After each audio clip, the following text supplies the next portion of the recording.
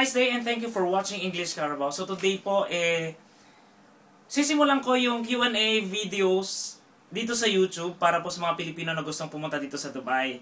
So welcome po sa kauna-unahang video na gagawin ko rito sa YouTube where sasagutin ko po yung mga tanong ng mga Pilipino from Facebook para ho ma-share din po natin sa lahat. So yung una po nating sasagutin is coming from Namrom Otirob.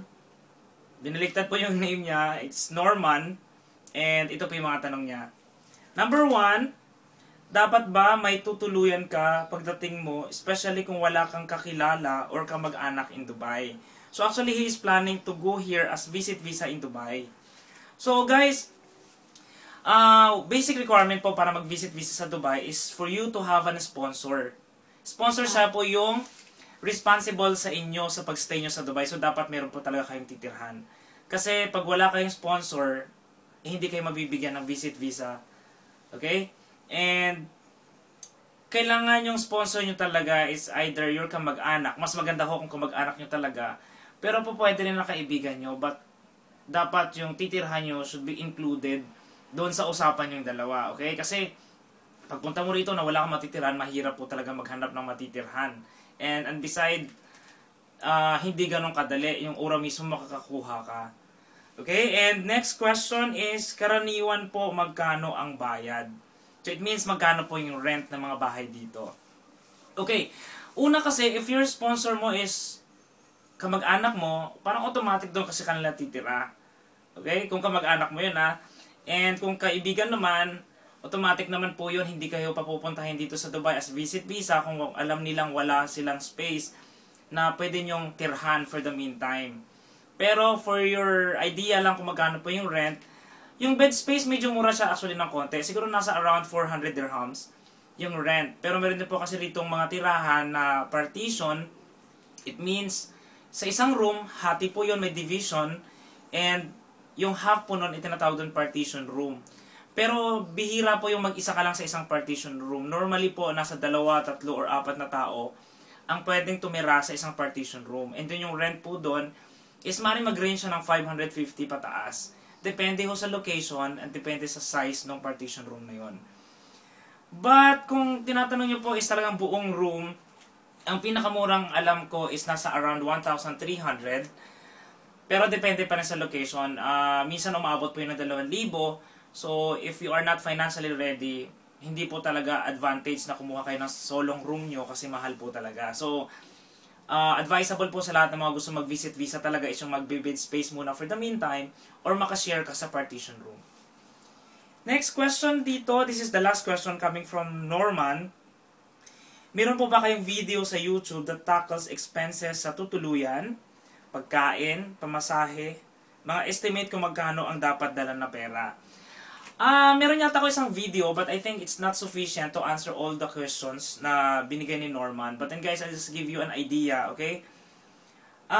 Yung expenses sa tutuluyan, I already mentioned tungkol sa mga klase ng bahay na pwede nyo tirhan. Next question is pagkain. Okay, sa pagkain ho, on my personal experience, dapat pong magbabudget kayo nasa around 300 to 400 dirhams sa isang buwan. Pero ibig sabihin ho nun, yung mga simpleng pagkain lang po yun, yung tipong magluluto ka sa bahay, let's say hotdog, gulay, o magluluto, let's say during weekend, magluto ka ng karne, yung tipong gano'n. So, I think 400 is enough para po, 400 dirhams is enough for your budget para sa food sa loob ng isang buwan. But then, kung may extra pera ka na naman, at least nag-a-apply ka sa labas, there were time na kailangan mong kumain sa labas, so you should add extra to your budget. Okay? And next, pamasahe po kasi medyo hindi ganon kalaki ang posibleng budget nyo rito. It's because now Dubai has a train. Meron po tawag dito is metro. Napakamura po talaga ng pamasahe lang doon. Minsan nasa 2 dirhams mahigit lang. It depends on distance pa rin. Pero ang pinakamahabang biyahe yata is umaabot lang ng 4 dirhams or 5 dirhams yung pamasahe nyo. So accessible naman po sa lahat ng location yung metro. So, malaking advantage po para sa lahat yon. But then, if there were time na magta-taxi kayo, dito sa Dubai, ang minimum po na flag rate sa taxi is 10 dirhams. Okay? So, kung i-compare mo na magkukommute ka via bus or train versus yung taxi, mahal po talaga yung taxi. But if let's say mahirap hanapin yung place, better you use taxi po para matulungan kayo ng mga taxi driver na ihatid kung saan man yung place o lugar na may interview ka o saang lugar na maaari ka magpasa ng CV mo. Then another one is sa bus po. Actually, yung presyo ng bus at saka ng metro is medyo hindi ho magkakalayo. Masyado rin pong convenient kasi hindi siya ganong kamahal. Okay? So kung kaya mo pong mag-bus at mag-train, better. Pero kung talagang if it's really need na ng tulong ng isang taxi driver, I suggest po na mag-taxi na lang po kayo. Okay? And another one is estimate kung magkano dapat nadala na pera. Okay guys, for visit visa, ito medyo mahabang paliwanag po ito. Pag visit visa ko kasi kayo dito sa Dubai, of course, you need to have a budget talaga. Hindi yung tipong saktong pera lang. Hindi po pwede yun. Because once you arrive in Dubai, you have to pay for your rent sa bahay na titirhan mo. So, depende na lang kung yung kamag-anak mo isililibre ka muna while wala ka pang trabaho. Or, let's say, may ibang mga kaibigan na, let's say, half lang muna yung babayaran mo sa bahay. But then, sabi ko nga, rent is around 500 dirhams per month. Okay, yun yung average. So, depende pa rin yung sa laki at location ng bahay na makukuha nyo. And guys, ganito, during mag-a-apply ka, of course, you need to provide yung CV, magpiprint ka ng CV, mamamasahe ka and all.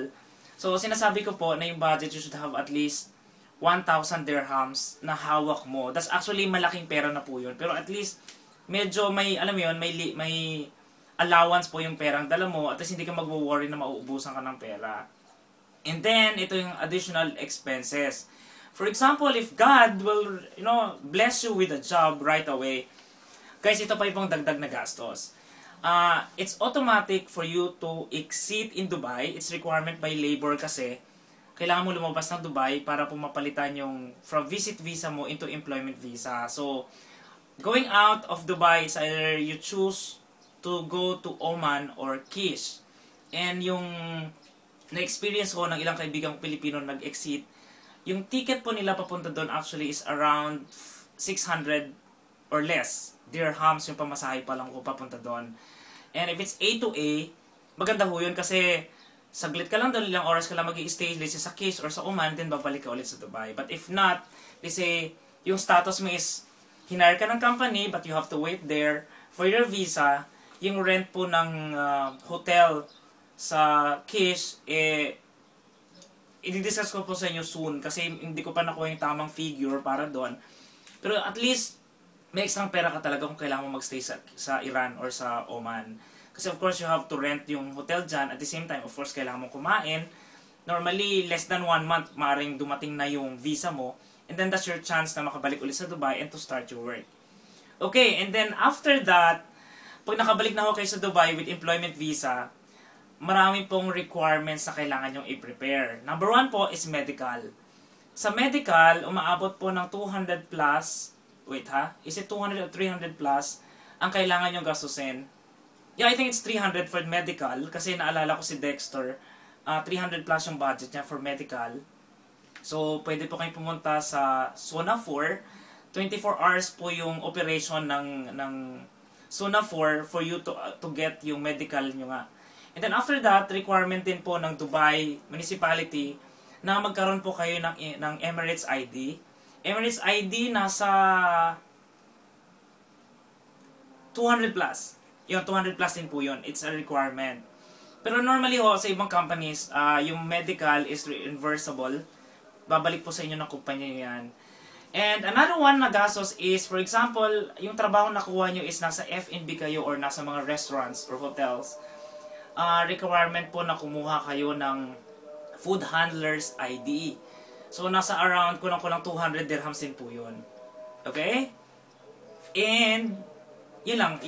Once na-set mo na, nakuha mo na lahat ng mga requirements, yung tatlong yun, okay na. And, reminders lang po na ang salary system po dito sa Dubai is hindi po kinsenas katapusan.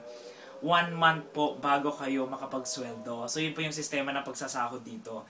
So, that's why, if you are planning to go here in Dubai as visit visa and you landed a job, you still need more expenses. Kailangan mo pa rin ng budget. Kasi nga, before your first salary, isang buwan muna na pagbubuno ng pamasahe, ng kain, ng gastos. bago po kayo makakatanggap ng first check nyo. Okay, so that's all for today, guys. Thank you so much for watching English Carabao. Again, I would like to say thank you to Norman.